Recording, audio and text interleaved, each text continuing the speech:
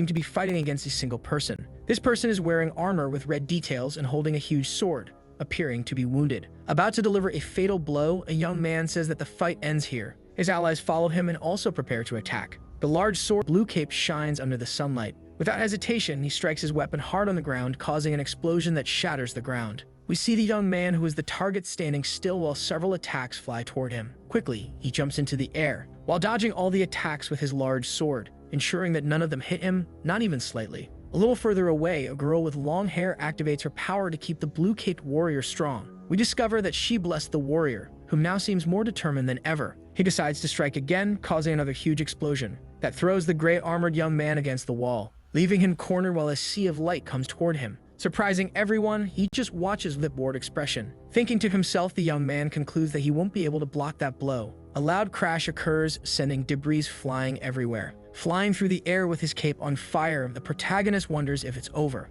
Looking at the blue sky, he says that perhaps this is a fitting end for a demon lord. His body lands on the ground, and waking from his blackout, the young man wonders why he is hearing so much noise. Suddenly, a voice tells someone else to hurry up and finish the job, since that is the demon lord and they don't know when he might regain his powers. A bit dizzy, our boy sits up while thinking about how it's possible that he's still breathing. In front of him stands the blue-caped warrior, staring at him firmly, while deciding what the next step is. The protagonist smiles and, still thinking, states that the bastard really is handsome. Annoyed, the blonde warrior orders Zichmore to pay attention to what he is saying. He then warns that he will tell everyone all the bad things the young man has done. We find out that the young man annihilated hundreds of holy knights from the Order of Kuruaman, including good people. But his greatest atrocity surely was. The protagonist stops listening and can only think about how naturally the man talks. When he focuses again, he hears the warrior stating that it is for all those committed sins that his punishment will be death. Angrily, Zik reflects on how hearing all that nonsense from the guy irritates him, even though it's all true. But if he simply surrenders like this, it will be a waste of his title as Demon Lord.